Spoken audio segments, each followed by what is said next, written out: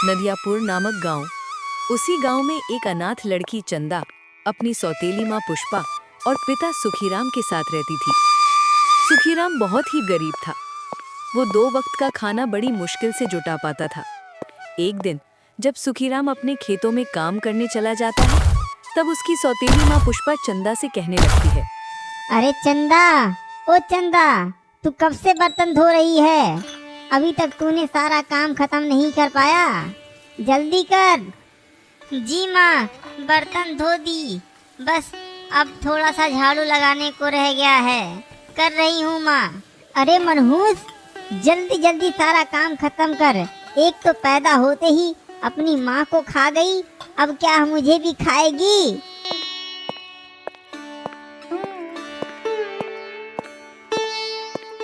माँ, माँ, मुझे बहुत जोर से भूख लगा है, मुझे खाना दो ना। अरे चंदा, ओ चंदा, कहाँ मर गई कमीनी? जल्दी से इधर आ, मेरी बिटिया रानी को भूख लगा है। 2 रोटी सेक के जल्दी से दे बना के, इसके बाद सारा काम करना, नहीं तो मेरी बिटिया रानी नाराज हो जाएगी। जी माँ, मैं अभी खाना बनाकर तैयार कर देती हूँ माँ। मैं जल्दी से अपनी बहन को खिला दूंगी, आप टेंशन मत लो। कुछ समय के बाद चंदा खाना बनाकर पुष्पा के पास लाती है। पुष्पा की सगी बेटी का नाम था माया। माया अपनी माँ की तरह बहुत ही घमंडी और जिद्दी लड़की थी।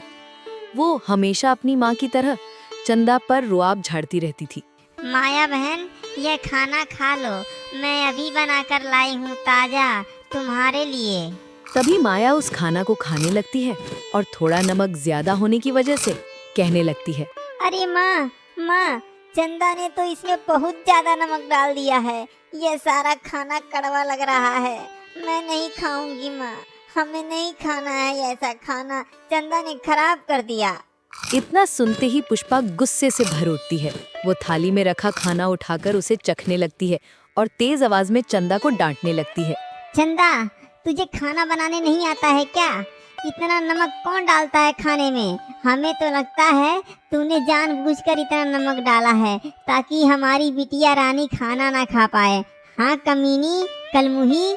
नहीं माँ, मैं ऐसा नहीं कर सकती, शायद गलती से हो गया होगा नमक ज्यादा माँ, मैं जानबूझ के नहीं की हूँ। चंदा, तुझे आज शाम को खाना नहीं दूंगी। तूने मेरी बेटी के लिए इस तरह का खाना बनाया है, उसे कितना दिक्कत हुआ बेचारी को, सुबह से भूखी थी। चंदा लकड़ी लेने के लिए जंगल की ओर निकल जाती है और एक पेड़ के नीचे खड़ी होकर सोचने लगती है, हे भगवान, मेरा पैदा होना भी क्या गुनाह है? माँ को मार दिया तूने, अब मुझे छोड़ दिया इस हालत में। एक तो मेरी सौतेली माँ मुझसे प्यार नहीं करती और ऊपर से बहुत सारा काम करवाती है और खाने को अच्छा खाना भी नहीं देती है। भगवान, मेरे साथ ये क्या हो रहा है? थोड़ी देर बाद चंदा कुछ सूखी लकड़ियां उठाकर घर की ओर निकल पड़ती है और कुछ देर बाद अपने घर आ जाती है। लो माँ, जंगल से सूखी लकड़ियाँ ले आई हूँ, अब घर का काम कर लेती हूँ, बहुत सारा काम पड़ा हुआ है, उसके बाद खाना खाऊंगी, बहुत जोर से भूख लगा है माँ। अरे चंदा, बाकी का काम बाद में करना, पहले अच्छा सा भोजन बनाकर तैयार कर दो।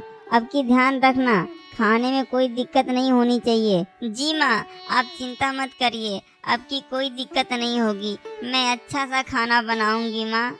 इधर चंदा भोजन बनाकर तैयार करती है और भोजन पुष्पा और माया को दे देती है। वो दोनों भोजन करने लगती हैं। भोजन करने के बाद माया अपनी माँ से कहती है, माँ, अभी मेरा पेट सही से नहीं भरा है, हमारे लिए 2 रोटी और मंगवा दो ना, अभी मेरा पेट ही नहीं भरा। अरे चंदा, मेरी बेटी माया के लिए 2 रोटी और ला के दे दे, अभी तक उसका सही से पेट नहीं भरा है मेरी लाडो का। माँ, उसमें केवल 2 ही रोटियाँ बची हुई हैं, आज मैंने सुबह से कुछ खाया भी नहीं है, मुझे भी बहुत तेज से भूख लगी है, अगर वो दोनों रोटियाँ आपको दे दूंगी तो मेरे लिए कुछ भी नहीं बचेगा माँ। अरे चंदा, तू अब ज्यादा जबान चलाने लगी है, तेरे लिए उसमें रोटी के टूटे फूटे टुकड़े बचेंगे, वही खा लेना, समझ में आया? मेरी बेटी के लिए वो दोनों रोटियां ला के दे। फिर चंदा रोटी और सब्जी लाकर पुष्पा के सामने रख देती है और चंदा चुपचाप रसोई में लौट आती है। रसोई के कोने में रखी टूटी फूटी बची हुई रोटियों को वो एक थाली में इकट्ठा करती है और जैसे ही वो उन रोटियों को खाने के लिए बैठती है,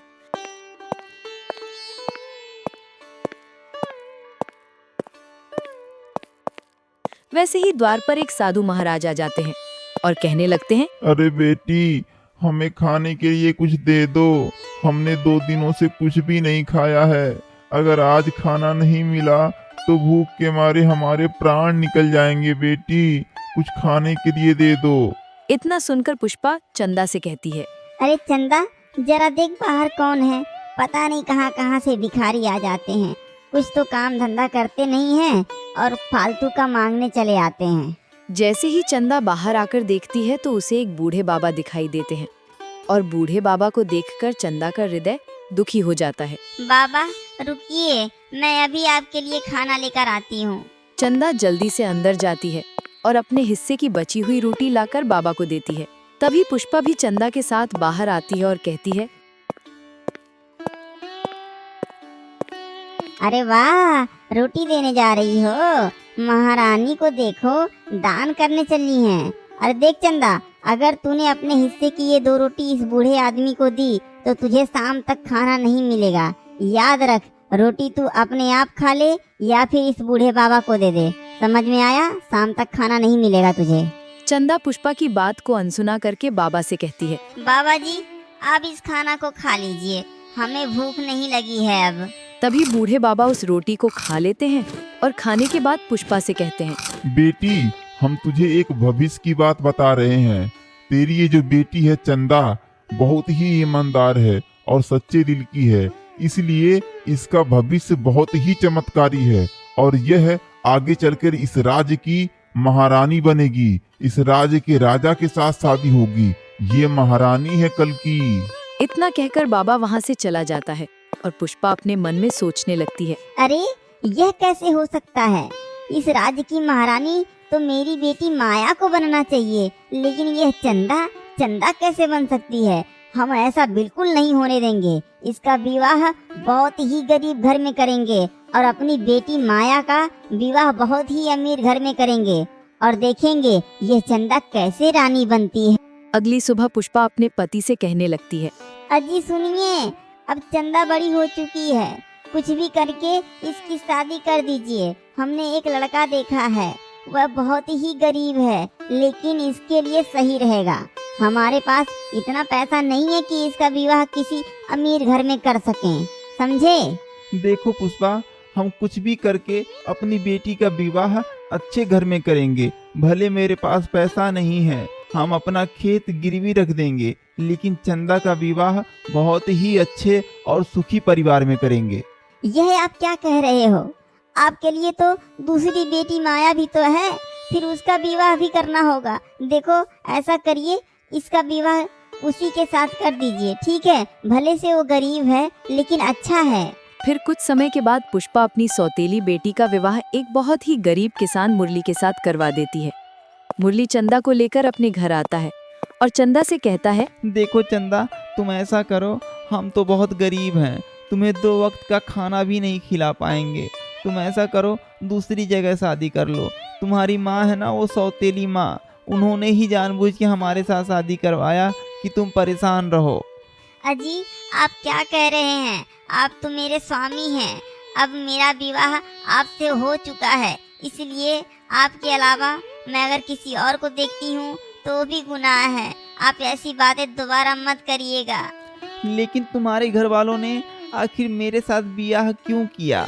मैं तो एक गरीब घर का आलसी लड़का हूँ, ना कमाता हूँ ना कुछ करता हूँ। जरूर ये तुम्हारी माँ का ही चाल है। देखिए, भगवान जो करता है अच्छे के लिए करता है। हो सकता है आगे कुछ हमारा अच्छा हो जाए। मेरी सौतेली माँ है, उन्हें मेरा सुख अच्छा नहीं लगता, इसलिए मेरा ब्याह आपसे करवा दिया। अब चाहे जो हो, मेरा शादी हो चुका है आपसे, इसलिए आप मेरे देवता हैं। मैं आपके साथ ही रहूंगी, चाहे मुझे खाना मिले या ना मिले। इधर पुष्पा अपने घर में बैठी हुई अपनी बेटी माया से बातें कर रही थी। बेटी माया, देखी भिखारी कैसे बता रहा था कि चंदा का विवाह इस राज्य के महाराजा से होगा। कहीं इन भिखारियों की बातें सच होती हैं क्या? हाँ माँ, मैं भी यही सोच रही थी। तुम्हारे होते हुए चंदा का विवाह इस राज्य के महाराजा से हो ही नहीं सकता माँ, मुझे पहले से पता था। सही कहा बेटी, हमने पहले से ही उसका विवाह एक गरीब घर में करवा दिया। अब देखो चंदा को 2 वक्त का खाना भी नहीं मिलता होगा। बड़ी आई थी इस राज की महारानी बनने, अब रानी तो मेरी बेटी माया बनेगी। और हाँ, आने दो आज तुम्हारे पिता को, मैं उनसे बात करके इस शहर के अमीर सेठ के घर तुम्हारा शादी करेंगे, ठीक है? इधर जैसे ही पुष्पा का पति काम करके घर पर आता है, तभी वो कहने लगती है, अजी सुनते हो, मेरी बेटी माया अब बड़ी हो चुकी है। इसका शादी के लिए एक अच्छा सा घर ढूंढो। लड़का पैसा वाला होना चाहिए, वहाँ मेरी बेटी रानी की तरह रहेगी, उसे कोई भी दिक्कत नहीं होगा, ठीक है? हाँ भाग्यवान, लेकिन मेरे पास इतना पैसा भी तो नहीं है। इतने बड़े घर में शादी कैसे कर पाएंगे बताओ? देखिए, ऐसा करिए, अब हमें धन दौलत की जरूरत तो है नहीं। अपने जो खेत हैं वह सब गिरवी रख दीजिए और पैसा उधार ले लीजिए। अपने लोग को तो 2 वक्त का खाना कहीं से भी मिल ही जाएगा। मेरी बेटी को कम से कम अच्छा घर तो मिल जाएगा, रानी बन के तो रहेगी। इतना सुनकर पुष्पा का पति माया का विवाह शहर के सेठ गेंदालाल से तय कर देता है और कुछ दिनों के बाद माया का विवाह गेंदालाल सेठ से हो जाता है। धीरे धीरे समय बीतने लगता है, लेकिन माया बहुत ही घमंडी और लालची होने की वजह से अपने नौकरों से बहुत ज्यादा काम करवाती थी। उधर समय बीतता गया, चंदा के घर में एक छोटा सा बेटा जन्म लेता है। तभी एक दिन चंदा अपने पति मुरली से कहने लगती है, देखो जी, हम भले ही गरीब हैं, झोपड़ी में रहते हैं, पर अपने बेटे को कभी दुखी नहीं होने देंगे। उसे 2 वक्त की रोटी जरूर मिलेगी, चाहे हमें दिन रात मेहनत मजदूरी करना क्यों ना पड़ जाए। अपने बेटे को कभी ऐसा दिन नहीं आने दूंगी कि उसे भूखा सोना पड़े। सही कहा चंदा, हम भले ही भूखे रह लेंगे, लेकिन अपने बेटे को भूखा नहीं रखेंगे। अब हम भी जंगल में लकड़ियाँ काट कर बाजार में बेचा करेंगे, लेकिन अपने बच्चे को कभी भूखा नहीं सोने देंगे। जी, मैं भी यही सोच रही थी। अब हम अपने इसी गांव में कोई काम ढूंढ लेंगे और हम भी करेंगे और आप भी करिए। इतना कहकर मुरली जंगल की ओर चला जाता है और इधर चंदा गांव में काम ढूंढने लगती है। तभी वो एक दुकान के पास पहुंचती है और दुकानदार से कहने लगती है, दुकानदार भैया, आपसे मेरी एक गुजारिश है, मुझे अपने साथ काम पे रख लीजिए। मैं गांव में कई जगह काम ढूंढने की कोशिश की, मगर किसी ने काम पे नहीं रखा। तुम मुझे जो भी छोटा मोटा काम दोगे मैं सब कर लूंगी भैया, बस 2 वक्त का रोटी दे देना मुझे। देखो बहन, हम तुम्हें काम पर तो रख लेते, लेकिन मेरे पास अभी काम करने वाले 2 लोग पहले से ही हैं, इसलिए अभी हम आपको काम पर नहीं रख पाएंगे। चंदा इस तरीके से कई दुकानदारों के पास काम ढूंढती है, लेकिन उसे काम कहीं भी नहीं मिलता है। फिर हारी थकी एक पेड़ के नीचे बैठकर सोचने लगती है, चाहे कुछ भी करना पड़े, हम अपने बेटे के लिए सब कुछ करेंगे। और हाँ, हमने सुना है मेरी छोटी बहन माया का विवाह बहुत ही पैसे वाले सेठ गेंदालाल से हुआ है। हो सकता है उसके घर में कोई काम मिल जाए। चलो वहीं पर चलते हैं और काम मांगते हैं। फिर कुछ देर बाद चंदा अपनी छोटी बहन माया के पास पहुंच जाती है और कहने लगती है, बहन माया, हमें कोई काम दे दीजिए। मेरे घर में मेरे बेटे का जन्म हुआ है, इसलिए हम नहीं चाहते कि मेरा बेटा भूखा रहे। अगर आपके घर में कोई काम हो तो दे दीजिए, बस 2 वक्त का खाना देती रहना और मैं आपके घर का सारा काम करती रहूंगी। चंदा की इस तरह की बातें सुनकर माया अपने मन में सोचने लगती है, चलो अच्छा है, इसे काम पर रख लेते हैं और इससे पैसा भी नहीं देने होंगे। आज के समय में खाने के ऊपर काम कौन करता है। अच्छा है, इसे खाना देते रहेंगे, वह भी बचा हुआ। मेरे घर में वैसे भी खराब खाना कोई नहीं खाता, वही दे दिया करेंगे इसको। चंदा बहन, मेरे पास अभी बहुत सारे नौकर काम कर रहे हैं, इसलिए काम तो ज्यादा है नहीं। अगर तुम ज्यादा कह रही हो तो तुमको काम पर तो रख लेते हैं, लेकिन तुम्हें केवल 2 वक्त का खाना ही मिलेगा। अगर इससे ज्यादा कुछ नहीं हो सकता। माया बहन, आपका बहुत बहुत धन्यवाद। हमें ज्यादा कुछ नहीं चाहिए, हमें केवल 2 वक्त का खाना ही देती रहना आप। चलो ठीक है, कल सुबह से काम पर आ जाना। और हाँ, समय से आना। इधर शाम को चंदा और मुरली घर वापस आते हैं। तभी चंदा मुरली से कहती है, देखो, पड़ोस के शहर में जो सबसे बड़े धनवान सेठ गेंदा लाल हैं, उनके घर में हमें काम मिल गया है। अब हमें समय से उनके घर पर काम करने जाना होगा। ठीक है चंदा, तुम जाओ काम पे। अब हम भी सुबह जल्दी उठ के जाया करेंगे, जंगल से लकड़ियाँ काट के लाया करेंगे हमारा बेटा, ताकि किसी भी परेशानी में ना पड़े। फिर तीनों लोग थोड़ा बहुत खा पी कर सो गए। जैसे ही अगली सुबह हुई, वैसे ही चंदा काम पर जाने के लिए तैयार हो गई और जाते समय अपने बेटे से कहने लगी, बेटा अमन, तुम बाहर मत निकलना, हम शाम तक वापस आ जाएंगे और तुम्हारे लिए अच्छा अच्छा खाना लेकर आएंगे, ठीक है? जी मम्मी, हम कहीं नहीं जाएंगे, आप जल्दी आना, ठीक है? चंदा अपने छोटे बेटे को छोड़कर काम करने के लिए जाना तो नहीं चाहती थी, लेकिन गरीबी होने की वजह से उसे जाना पड़ता है और उसका बेटा अपनी माँ की तरफ बाहर खड़ा हुआ देखता रहता है। अच्छा बहन, तुम आ गई हो, चलो जल्दी जल्दी सारा काम करो और हाँ, जल्दी बर्तन धोकर इसके बाद मेरे लिए अच्छी अच्छी कचौड़ी बना दो। आज कचौड़ी खाने का बड़ा मन कर रहा है। जी बहन, अभी बना के देती हूँ। इतना कहकर चंदा बर्तन धोने लगती है। इसके बाद घर में झाड़ू पोछा करती है और फिर रसोई में जाकर कचौड़ी बनाने लगती है। थोड़ी देर बाद कचौड़ी बनाकर तैयार कर देती है। अरे बहन माया, कचौड़ी बनके तैयार हो गई है, आकर खा लो। अरे चंदा बहन, आपने तो बहुत अच्छी कचौड़ी बनाई है। आज तो कचौड़ी खाकर मजा ही आ गया। रुको बहन, अभी हम तुम्हारे लिए कुछ लेकर आते हैं, तुम अपने बेटे के लिए ले जाना। इतना कहकर माया अपने घर के अंदर जाती है। इधर चंदा अपने मन में सोच रही थी, हो सकता है आज हमें ताजी ताजी कचौड़ी खाने को मिले। इतने दिनों से हम अच्छा भोजन नहीं खाए थे, आज लगता है कुछ अच्छा खाने को मिलेगा। ओ चंदा बहन, यह बासी चावल कल के पड़े हुए थे, यह अपने घर ले जाओ और इसे गरम करके खा लेना, क्योंकि यह बासी चावल मेरे घर में कोई नहीं खाएगा। अब चंदा अपनी बहन से कुछ भी नहीं कहती है और बासी चावल को लेकर अपने घर आ जाती है। तभी उसका बेटा अपनी माँ से कहता है, माँ, आज तो आप अच्छा भोजन लाई होंगी, जल्दी से लाओ, हमको खाना है, मुझे बहुत जोर से भूख लगी है माँ, दो ना। इतना सुनकर चंदा की आंखों में आंसू आ जाते हैं और अपने बेटे अमन को देखकर बहुत दुखी होती है। फिर अपने आप से कहने लगती है, काश मेरे पास भी अच्छा खाना होता, मैं अपने बच्चे को अच्छे से खिला पाती, लेकिन आज उसे बासी चावल ही खिलाना पड़ेगा। इतना कहकर चंदा उन बासी चावलों को गर्म करके अपने बच्चे को खिलाती है। बेटा चिंता मत करो, कल तुम्हारे लिए इससे अच्छा खाना लेके आऊंगी। अगली सुबह जैसे ही सूरज निकला तो चंदा अपने बेटे से कहने लगी, बेटा तुम्हारे लिए हमने चावल रख दिया है, भूख लगे तो खा लेना, लेकिन बाहर कहीं घूमने मत जाना और अपने घर पर ही रहना, ठीक है?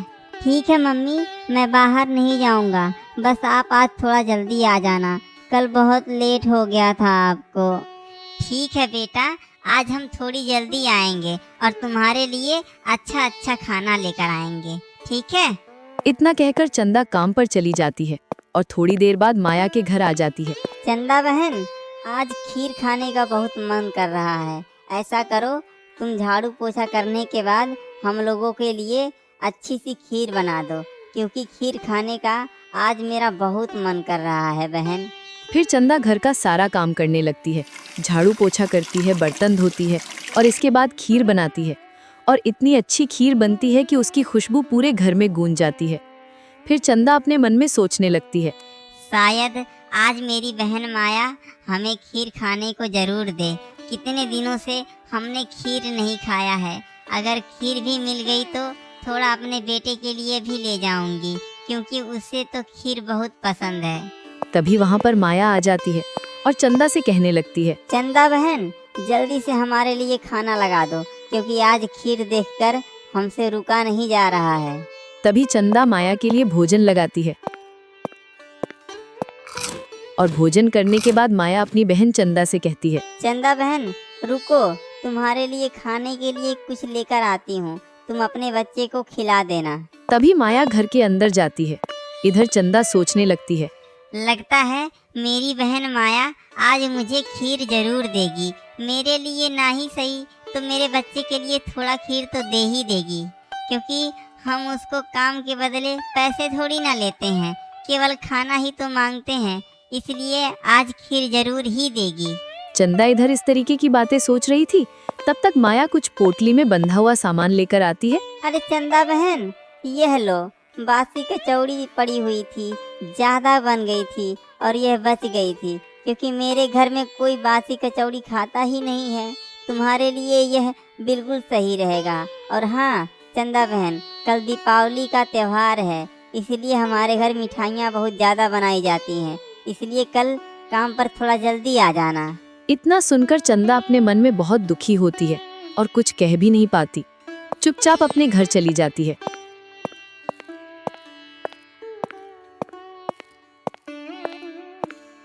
बेटा कैसे हो? मैं तुम्हारे लिए कचौड़ी लेकर आई हूँ और तुम आराम से खाओ, अभी गरम कर देती हूँ। हाँ अच्छा माँ, हमें बहुत जोर से भूख लगी है, आप जल्दी से गरम करके दे दो।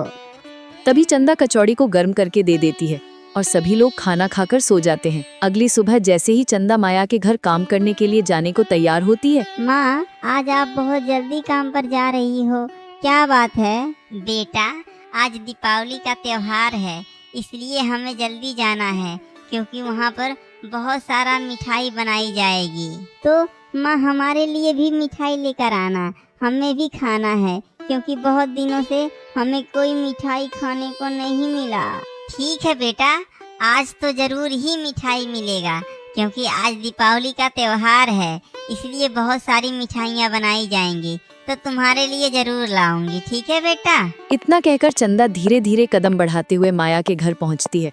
उधर माया तो पहले से ही दरवाजे पर खड़ी उसका इंतजार कर रही होती है। चंदा बहन, घर का सारा काम जल्दी जल्दी करो, आज दीपावली का त्योहार है, सारे बर्तन धो दो और बाहर भी झाड़ू लगा देना, और उसके बाद मिठाइयाँ बनाना शुरू कर दो, आज बहुत सारी मिठाइयाँ बनाई जाएंगी। इतना सुनकर चंदा काम पर लग जाती है और काम करने लगती है। घर का सारा काम करती है, बाहर भी झाड़ू पोछा करती है और सारे बर्तन धोती है। फिर दीपावली की सारी मिठाइयाँ बनाने लगती है।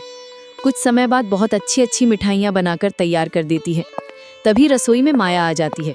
वाह बहन, तुमने तो कमाल कर दिया, तुम तो बहुत अच्छी अच्छी मिठाइयाँ बना देती हो। इन मिठाइयों में तो बहुत ही अच्छी अच्छी खुशबू आ रही है। ऐसा करो, जल्दी से सबके लिए मिठाई और खाना एक साथ लगा दो, हमसे अब रुका नहीं जा रहा। फिर सभी लोग खाना खाने लगते हैं।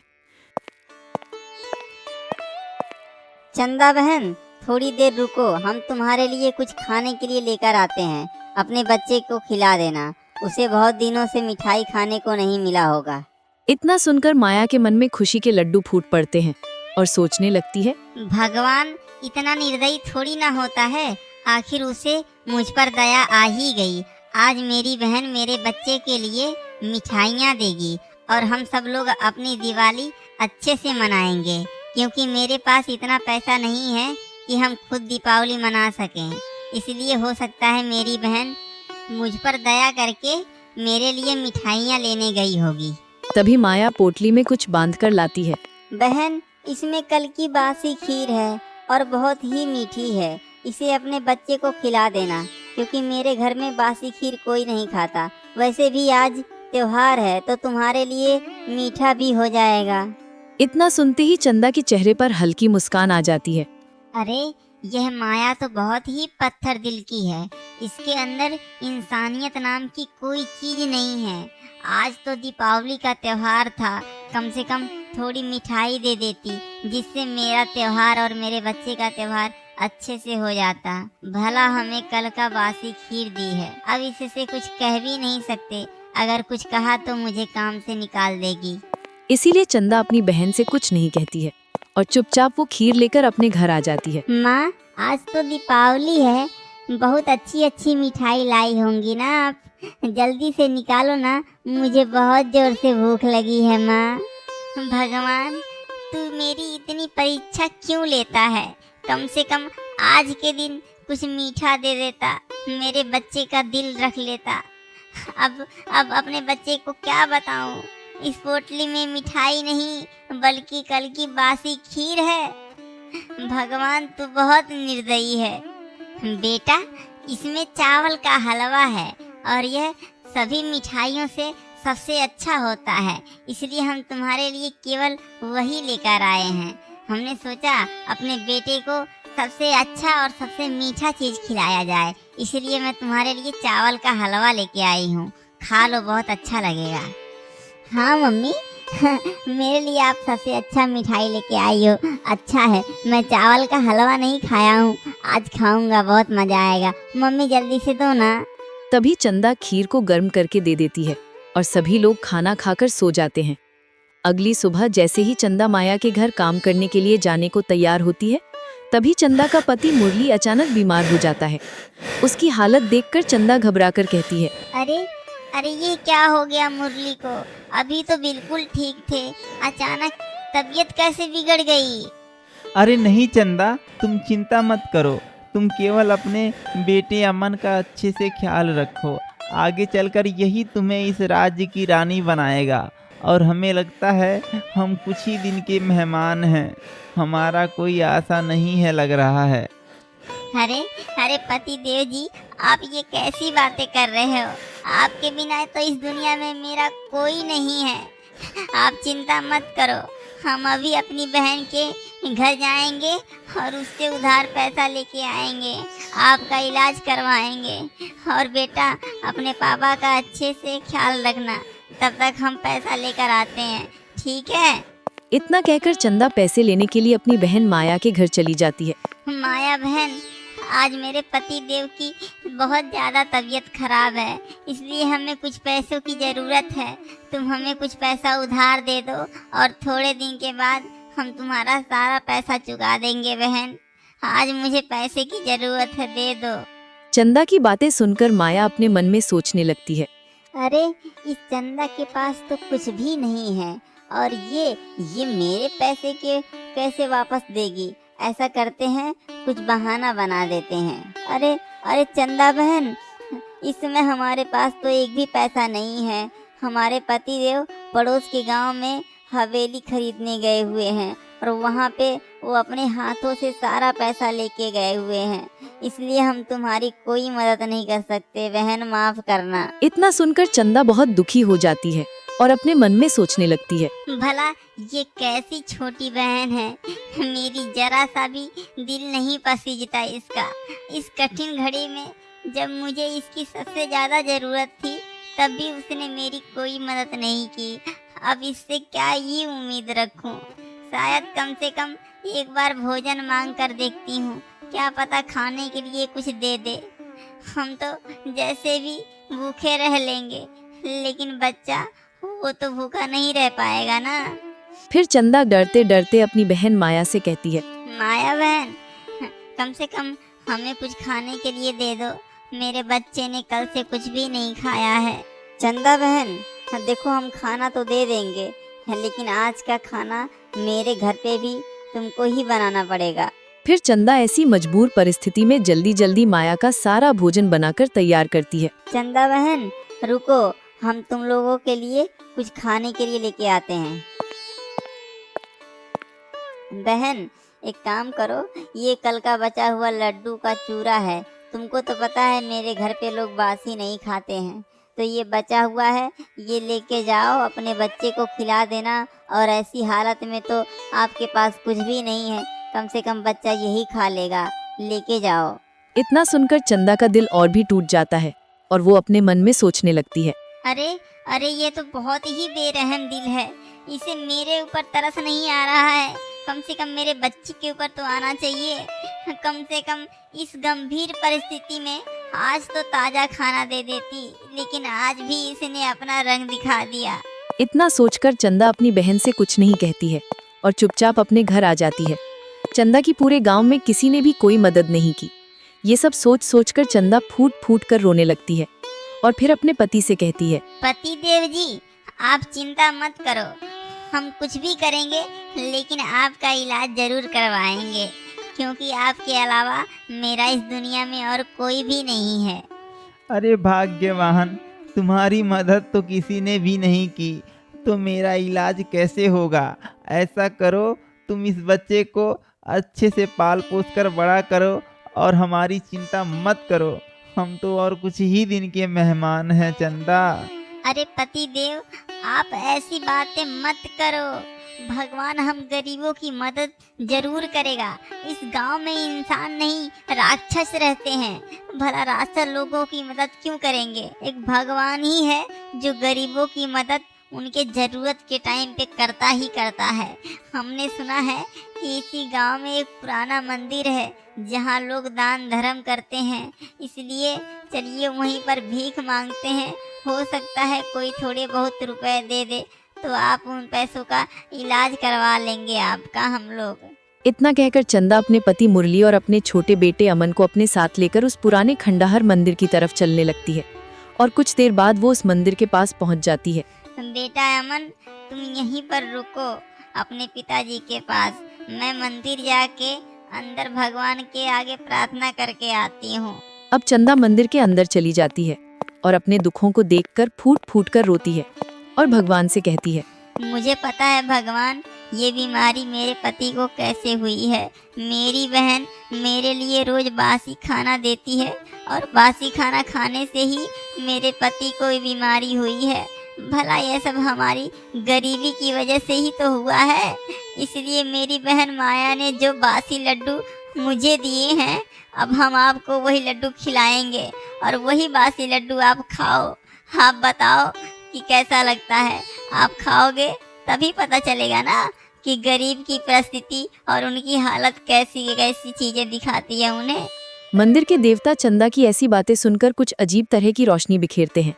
तभी चंदा फिर से कहने लगती है, नाग देवता, मैं अपने पति के बीमार होने का आरोप आपके ऊपर लगाती हूँ।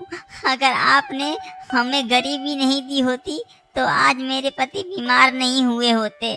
हम अच्छे से अपना खाना खाते और अपने बच्चे के साथ अपना जिंदगी व्यतीत करते। चंदा की ऐसी बातें सुनकर नाग देवता कहने लगते हैं, बेटी, तुम चिंता मत करो। भगवान तुम्हारी परीक्षा ले रहे थे और तुम अपनी परीक्षा में पास हुई। कुछ समय के बाद तुम्हारा भविष्य चमकने वाला है बेटा, टेंशन मत लो। इतना सुनकर चंदा अपने पति मुरली और अमन के साथ मंदिर के बाहर बैठ जाती है। तब तक शाम हो चुकी थी, इसलिए वो सभी वहीं पर सो गए। अगली सुबह इधर सूर्यगढ़ नामक राज्य में वहां का राजा मर चुका था। इस राज्य में एक प्रथा थी कि अगर कोई राजा मर जाए और उसका कोई पुत्र न हो तो ऐसी स्थिति में राजा वही व्यक्ति बनता था जो सूरज की पहली किरण के साथ राज्य के सबसे पुराने मंदिर के पास मिलता था। उसी व्यक्ति को नया राजा घोषित कर दिया जाता था। तभी मंत्री अपने सैनिकों से कहने लगे, सैनिकों, अभी सुबह सुबह चलो, सूरज की पहली किरण के साथ अपने पुराने मंदिर के पास जो भी व्यक्ति मिलेगा उसे हम अपना राजा बनाएंगे। यही हमारे राज्य का विधान है।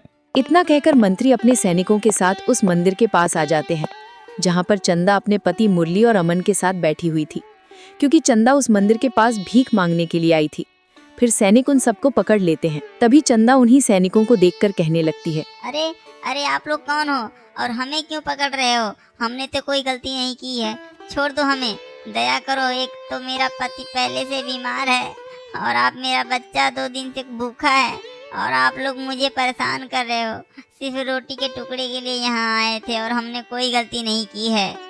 देखो, हम इस राज्य के मंत्री हैं। इस राज्य के महाराज का निधन हो चुका है और उनको कोई पुत्र नहीं था, इसलिए राज्य के विधान के अनुसार हम तुम्हारे पति को राजा बनाने वाले हैं। अरे अरे, तुम लोग ऐसा मजाक मत करो, तुम्हें शर्म नहीं आती? हम इतने गरीब लोग हैं तो क्या हम तुम्हें मजाक करने के लिए मिले हैं? कम से कम मेरे पति पर तो दया करो, ये पहले से ही बीमार हैं। इधर मंत्री सभी को समझाता है और फिर सबको राजमहल लेकर आता है। वहां पहुंचकर चंदा के पति मुरली को राजा घोषित कर दिया जाता है और चंदा को राज्य की रानी बना दिया जाता है। मुरली अब बड़े ही न्याय और बुद्धिमानी से राज्य का कार्यभार संभालने लगता है। धीरे धीरे समय बीतने लगता है और राज्य में सुख शांति का वातावरण फैल जाता है।